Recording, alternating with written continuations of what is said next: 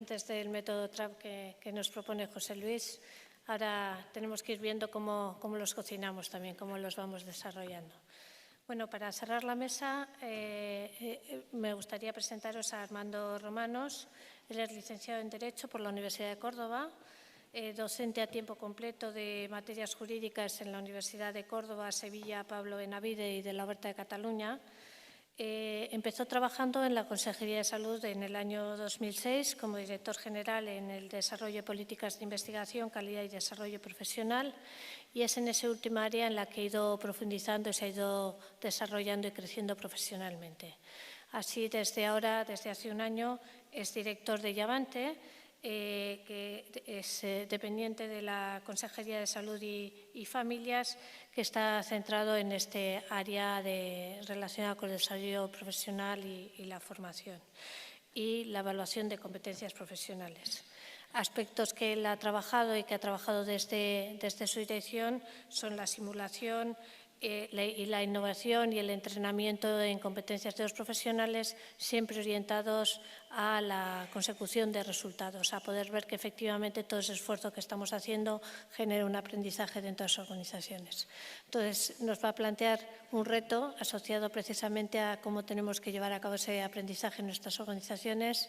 y pues eso, darle las gracias y dejarnos que nos vaya descubriendo también pues cuáles son un poco los elementos que tenemos que conjugar en este caso. Muchas gracias, Carmen. Muchas gracias al Congreso, a la organización del Congreso, por darme la oportunidad de estar aquí esta tarde compartiendo con vosotros una serie de reflexiones. Ya os anuncio desde el primer momento que no es mi intención en absoluto cerrar ningún tema ni dar respuestas. Mi voluntad fundamentalmente es abrir una ventana de interés,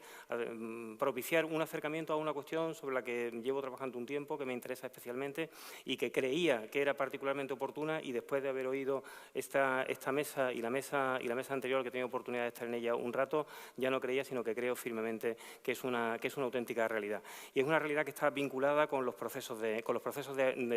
aprendizaje. Hasta ahora el conocimiento, como sabéis, tenía su origen en dos procesos independientes. Había, por una parte, el aprendizaje individual que hacían las personas concretas, individuales, como individuo aislado, que era él el que en el entorno era capaz de interpretar la realidad que ocurría y transformaba esos elementos que aparecían ante su sentido, lo transformaba en información. Y el aprendizaje nacía, por lo tanto, del individuo, de tal forma que el conocimiento social, el conocimiento se iba acumulando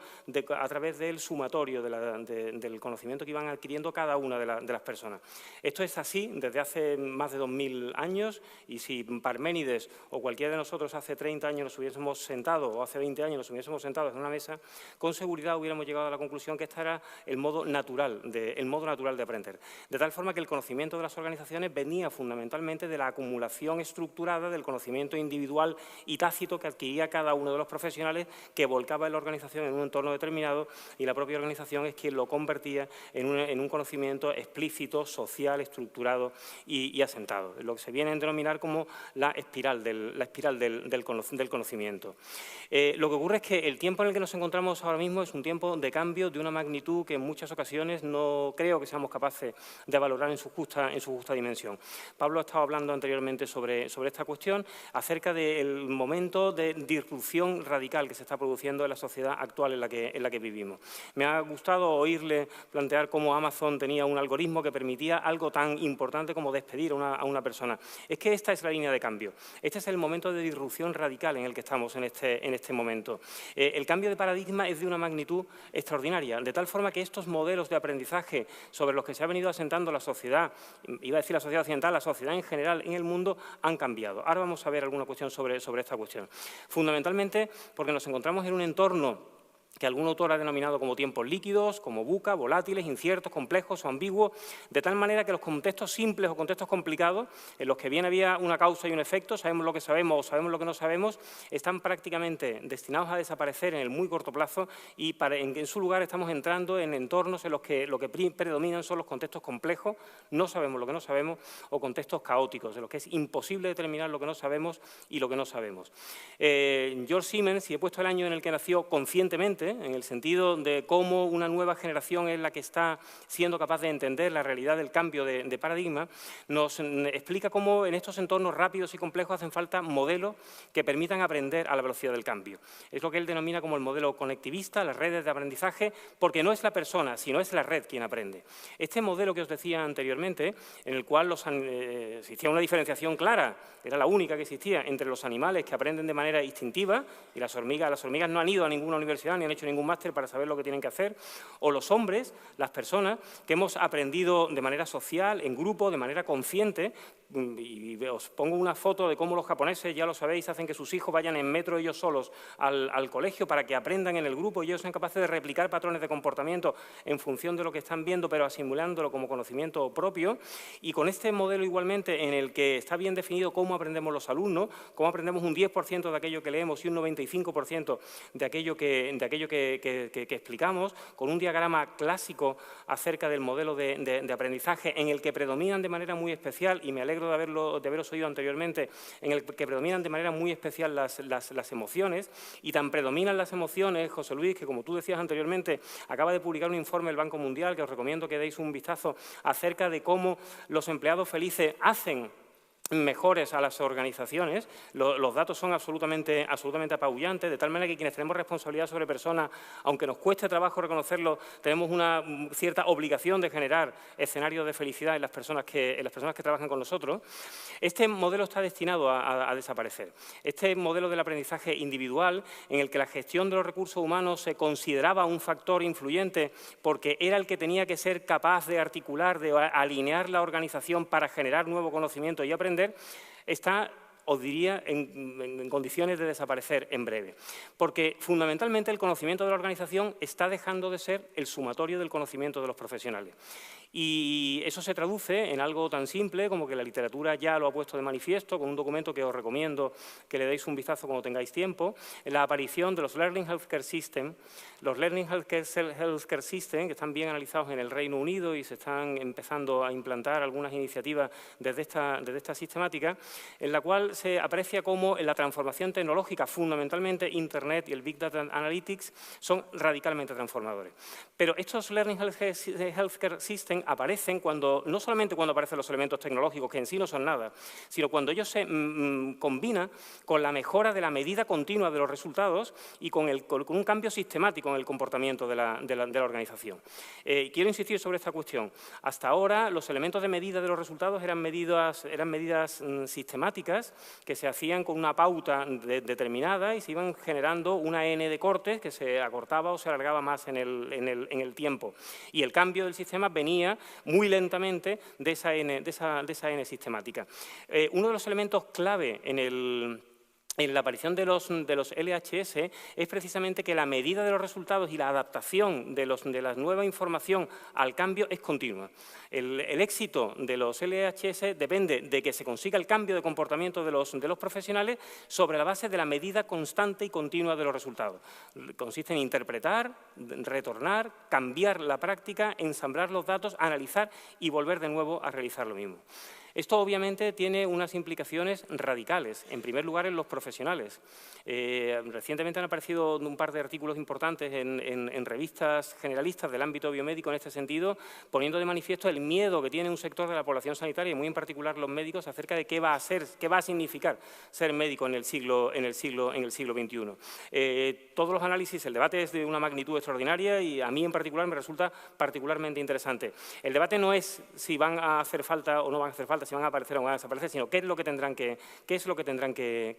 hacer. Y desde luego, obviamente, nuevas habilidades se tendrán que incorporar a la práctica médica. Ahora hablaremos algo más sobre ello. Estos sistemas inteligentes tienen obviamente toda una componente aferente en la que se ensamblan los datos que proceden del análisis con grandes bases de datos, se analizan esos datos, se interpretan los resultados y en función de las distintas escalas empiezan La componente más importante, más compleja y más difícil, por supuesto, que es la componente eferente, que debe alimentar el sistema de nuevos elementos de práctica y, por supuesto, tiene que generar un cambio en la práctica de la propia organización y de los profesionales. Son sistemas sociotécnicos, alguna referencia ha hecho anteriormente Pablo, en la que hay una interacción profesional-técnica, es una realidad. Los componentes aferentes resultan posibles por los cambios, dependen de los cambios tecnológicos,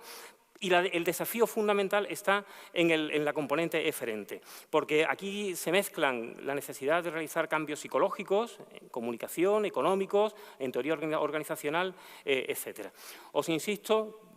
en que lo más importante en este momento es la necesidad de atender a la nueva realidad que aparece ante nosotros y a que la cultura del cambio es absolutamente imprescindible. Paso la anterior. Mirad, aquí van a entrar en juego elementos de cambio para todos los actores que interactuamos en el sistema. Por supuesto, para los pacientes, que quizá va a ser el grupo más difícil de implicar, porque el miedo que va a suponer el uso de sus datos en este nuevo entorno va a hacer que la comunicación con los pacientes sea crítica para despejar todas estas incertidumbres acerca de cuál puede ser el efecto que en el ámbito social pueda tener esta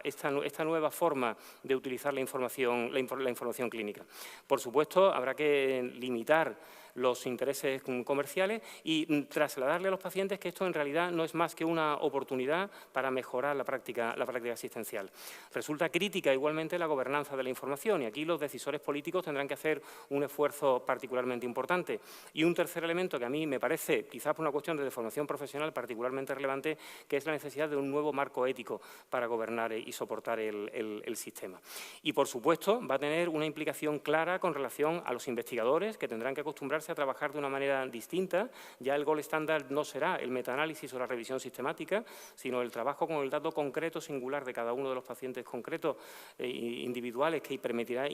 integrar una red de conocimiento diferente y va a suponer, obviamente, una modificación clara en cuanto a la forma de actuar por parte de los clínicos. Como os decía en la diapositiva, los pacientes no quieren ver al doctor Watson de IBM, quieren ver a una persona de carne y hueso que con los elementos de empatía les traslade de manera cercana cuál es la realidad de su proceso clínico. Ahora bien,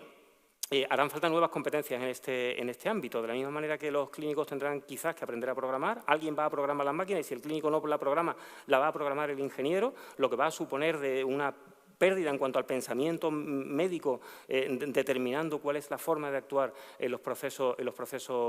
clínicos. Los LHS, y con esto voy terminando, no son simples entelequias, no son figuraciones de Isaac Asimov de ciencia ficción, son una realidad en forma de redes en un mundo de proveedores de servicios que cada día están más cerca de nosotros. Solamente una cuestión más para destacar los desafíos en lo que los Learning Healthcare Systems van a suponer, fundamentalmente desde la perspectiva de que es necesario hacerlos confiables, es necesario, por lo tanto,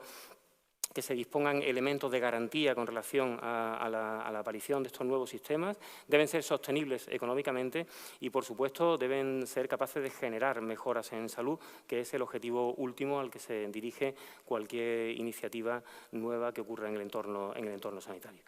Nada más, muchas gracias de nuevo al Congreso. José Luis y yo, cuando llegue...